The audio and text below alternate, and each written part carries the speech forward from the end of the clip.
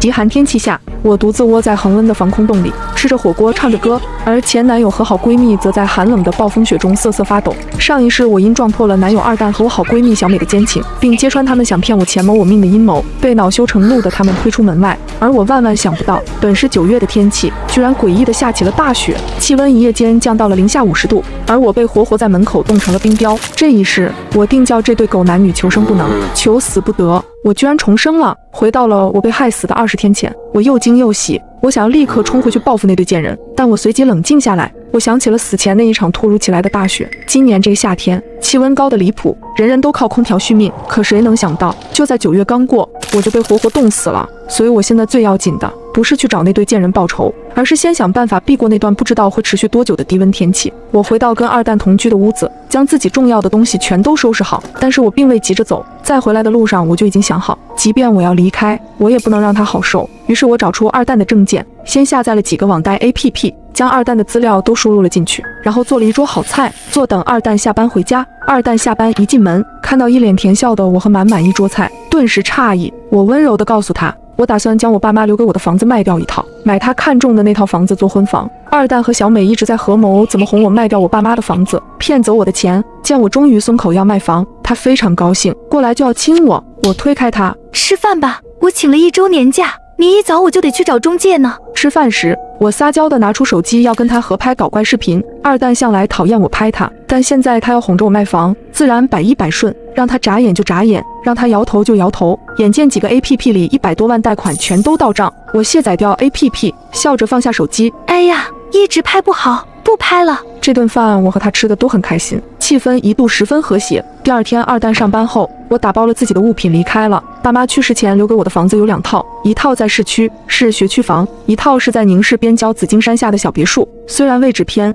价格不能跟市里的别墅比，但用它在市区换套好点的商品房还是绰绰有余的。屋子里许久未住，我边找了保洁打扫卫生，边思考要怎么布置才能对抗那段能夺命的低温天气。那么大的雪，水管势必会冻坏，电线也会被压断，想靠地暖空调取暖根本不可能。那么防空洞呢？我直冲进地下室，抓着生锈的门环使劲一拉，一股凉气扑面而来。当年我爸在装修这套房子时，地下室紧靠紫金山的这面墙突然塌了，露出了这个抗战时期建造的防空洞。这个洞4米宽，50米长，冬暖夏凉，洞内还很干爽，所以我爸将它收拾收拾，做了家里的储藏室。有这个恒温的防空洞在，我还怕什么高温低温？我让保洁帮我将防空洞里清理干净，又去找了几个师傅，请他们帮我用石灰水将里面都刷了一遍。忙完这些，天已经黑了。二蛋打了电话过来，深情款款地问我卖房的事。亲爱的，我想你了，卖房子的手续办得咋样了？我敷衍了几句后挂掉了电话。狗男人果然慧眼，满嘴的想念，怕是正跟小美在庆祝终于骗得我肯卖房了吧。第二天一早，我就去找人来帮我改善防空洞的通风口。我清楚地记得，我死前的大雪已经漫过了腰，所以原先那种通风眼肯定会被雪堵上。这次我直接将每个通风口都加上了长长的不锈钢管，顶头还焊接了不锈钢帽，这么一来，雪就不会落进通风管内堵塞通风了。然后我又买了2套壁炉，一套纯取暖，一套取暖做饭两用，都有烟筒可以伸出去，不用担心一氧化碳中毒。安装好后，便是大批量的买木柴和木炭，又买了烤炉。末日来临时，水电燃气都指望不上，只有最原始的木柴最保险，既能取暖又能做饭。虽然山洞恒温，但我也不确定那温度到底会低到什么变态程度，所以有备无患。想到水管也会冻裂，我索性又找了师傅来帮我在地下室里打井。和防空洞一样，井水也是恒温的，外面再冷它也不会结冰。打井师傅很诧异，说别人都是把井打在院子里，我为什么要打在地下室？我早就想好了借口，说我在研制护肤品开发，要用不见天日的水才行。那师傅顿时被我一本正经的胡说八道给糊弄住了，带着一脸的佩服。接下来我便是囤物资，若家里没有物资，不被冻死也会被饿死。考虑到会没电，我买了30箱蜡烛，20个太阳能充电灯，2箱火柴，大米500斤，面粉50斤，干面条20箱，方便面20箱，水200箱，各种干菜、饮料、咖啡、罐头、卫生纸，以及各种我能想到的药品、纱布。等我将这些物资都安放妥当后，离那场低温只剩了1星期。这期间，二蛋每天都会给我打电话询问卖房事宜，好几次我都差点笑出声来。打开我离开那天安装的监控，看着他一边和怀里的小美腻腻呼呼，一边深情脉脉地给我打电话，我忍着恶心，挤出夹子音问二蛋：“你爱我吗？”二蛋答得极顺口：“当然爱呀。”说完就在小美的脸上狠狠地亲了一口，然后道：“大宝贝，你听见了吗？老公在亲你哦。”话音一落，小美跟她无声的笑作一团。我淡淡道：听见了，不过我咋觉得你其实是在亲一头猪？她怀里的小美立刻跳了起来，一脸怒意的愈发作。二蛋赶紧竖起手指示意她别出声，边对我道：傻丫头，不许说自己是猪。我当然不是说我自己。哦，对了，你这2天见小美了没有？二蛋便有点紧张。没有啊，我见她干嘛啊？没见就好，她最近为给她哥哥还赌债，正到处借钱呢。我劝了她几次，她也不听。瞧我走的时候，看到一个女的被一个矮胖的男人搂着进了家酒店，很像她，但是希望不会是她吧。看着监控中二蛋变了脸色，小美的脸上也出现了慌乱。我笑眯眯地挂了电话。小美和我是大学同学，上一世因为我家猫咪总是莫名其妙的受伤，于是我在家里装了监控，可还没顾得上告诉二蛋，就被我发现她和小美在我的床上进行不可描述的行为。事后小美催促二蛋抓紧骗我卖房和买保险，她说如果我实在不肯听话，就找机会弄死我，这样她作为我唯一的遗产继承人，我家的几套房子以及财产就都是她的了。我无论如何没有想到，就为了这么点财产，这个我视为亲姐妹的闺蜜居然想要我的命。监控中二蛋已经开始质问，小美则赌咒发誓她绝对没有跟人去开房，并咬定是我污蔑她。我笑眯眯地看着监控中他们吵成一团，我更想知道当二蛋发现自己竟然欠下那么多贷款时，他是什么反应。关掉监控，我又租了5台商用冰柜回来，专门用来储存食物，等低温来临，那室外就是天然的冰库，那时候就算断电我也不怕。最后我又找人加固了门窗，其实我并不担心安全问题，我只是怕门窗被大雪和低温压级损坏，这样屋子就完了。做完这一切，距离低温来临只剩2天了，二蛋也终于发现他欠下大批贷款的事。他打来电话：你是个贱女人，我的贷款到底是怎么回事？我边懒洋洋说道：什么贷款？我不知道呀。你还想抵赖？二蛋怒不可遏：酱汁，你真可恶，竟然用我的身份信息贷款这么多钱，你还是不是人了？我语气稍稍认真：你是说前几天你转给我的那123万？二蛋暴跳如雷：什么我转给你的？我什么时候转给你的？我发过去一张照片，是张借据，上面清楚地写着他借了我现金123万，1年之内免息还清。二蛋炸了：我什么时候借过你钱？二蛋当然不承认，在电话那头嗷嗷地叫唤：你立刻把钱还给我，不然我告你！我冷笑：我既然敢这么做，就不怕他告。证据链我早就准备好了，借条自然是我伪造的，可后面的签名却是他亲笔手书啊！别问，问就是没事，千万别在空白纸张上乱写自己的名字。再说今天末世倒计时的最后一天，就算他要告我也找不到我。我挂掉了电话，末世最后的安静日子，我还是很珍惜的。吃了我喜欢的四川火锅期间，二蛋不停地给我打电话发信息，对我破口大骂，我既不拉黑也没回复，因为我的报复才刚刚开始。晚上我最后一次检查了防空洞的通风口，关好了门窗，舒舒服服地躺在床上，手机突然响起，是小美打来的电话，我没接，拿出 iPad 点开监控，小美果然在，但二人显然没有了往日甜蜜的气氛。二蛋气急败坏，小美则不停地一遍遍地拨着手机，最后她将手机一扔，骂道：真没想到他心机居然这么深，这么多年我竟一点都没看出来，你怎么这么蠢？他让你干啥你就干啥，你是猪吗？二蛋大怒：还不是你总说他好骗没心眼，不然我能这么相信他？我是在他们的争吵中睡着的，可笑的是，到了这个时候，他们都还没发现我的物品以及许多棉被已经不在了。醒来时已是夜里3点，我从被窝里伸出手感受了一下温度，确实凉了很多。抖着手拉开窗帘，屋外雪白刺眼，大团大团的棉花团子一样的东西砸下来，是大雪。末世低温如约而至。我拿起 iPad，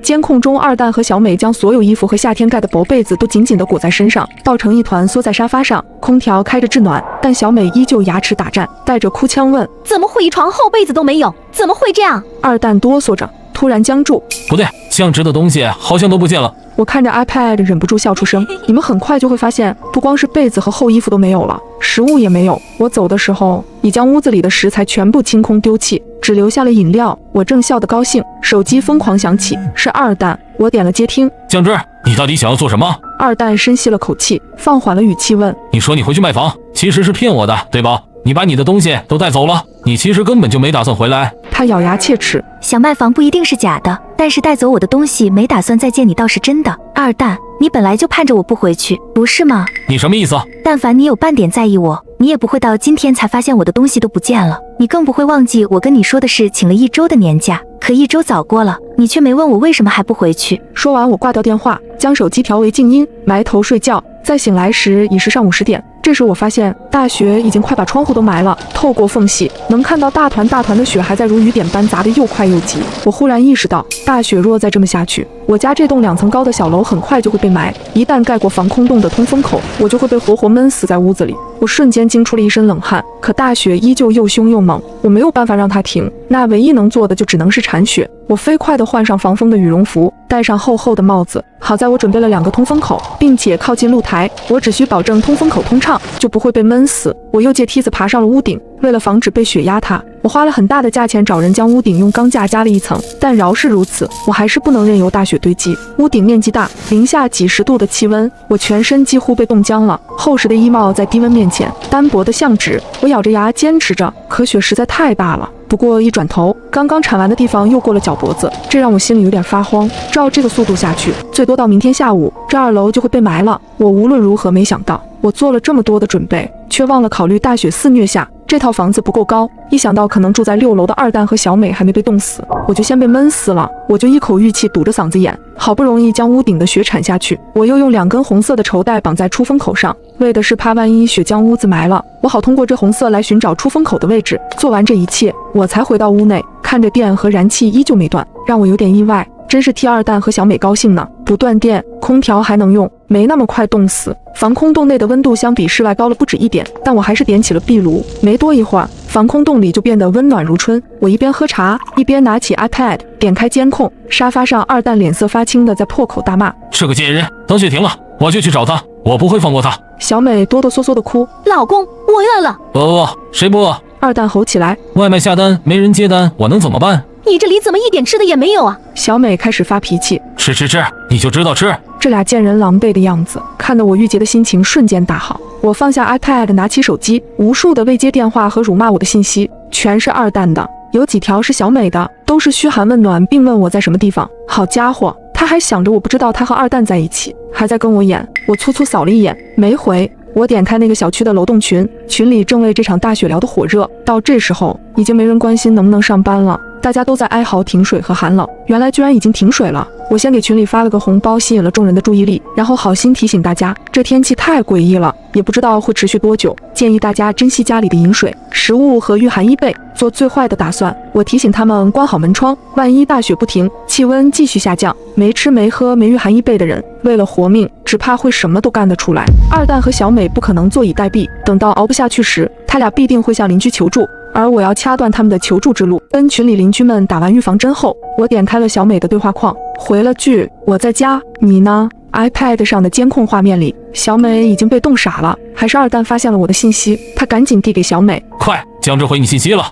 小美却带着哭腔：“回就回呗，他是能给我们送吃的，还是能给我们送衣服被子啊？”“你赶紧问他家地址啊，等雪停了，我们好去找他还钱。”小美便接过手机，手指明显冻僵了。打半天我也没收到一条信息。我对着壁炉和我面前的茶拍了张照片，然后将照片发给了小美，用懒洋洋的语气发了条语音：“哎呀，没想到这个时候居然下雪了，还下这么大，得亏我家里是有壁炉的，不然真要冻死了。”小美的神情和动作立刻变得僵硬了，随即咬牙切齿：“他居然在烤火，他还有吃的喝的，他怎么可以过得这么舒服？”二蛋显然也被刺激到了，他愣了一会儿后，就催促小美问我的地址。小美立即打来了电话，但被我掐掉了。我跟她回复说，我饿了，要去做饭，因为上午铲雪出了大力气，所以午饭我打算吃好点。我将已经解冻的鸡洗净剁块，将锅架再在炉子上开始慢炖。这是我老爹生前最爱吃的小鸡乱炖，有肉有菜的一大锅，十分下饭。差不多半小时后，我拿筷子戳了戳，鸡块已经能戳进去了，便开始吃饭。但我是个善良的人，自己有吃有喝了，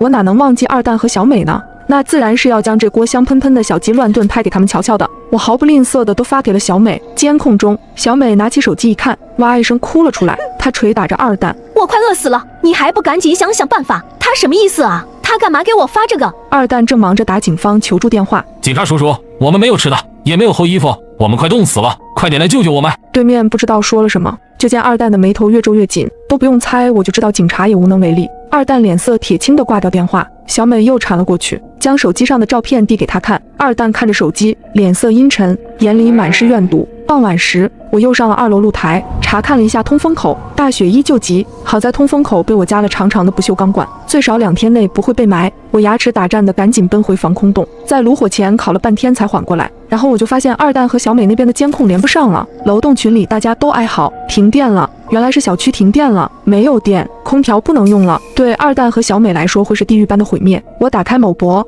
在铺天盖地的信息中，除了求助哀嚎外，我看到许多部队警察投入清雪救助的活动，无数的电力工人顶着零下几十度的寒冷，冒死抢救被大雪压断的电线。当看到这些为灾情献出生命的英雄时，我泪目了。我突然对二蛋和小美的下场不再感兴趣。接下来的几天里，气温再次骤降，最低温度甚至达到了恐怖的零下40度，而我每天都躲在恒温的防空洞里，烤火喝茶铲雪睡觉。就这样，大雪持续了半个多月之后，终于停了。我搜索了附近的志愿群，加入其中。而在救助的过程中，我也得知二蛋和小美早已冻死在屋子里，而2人生前好像有打斗的痕迹，原来是因为家里只剩下最后一块面包。灾难面前，人人自危，2人便为了最后的食物打了起来，最后落得2人都惨死的下场。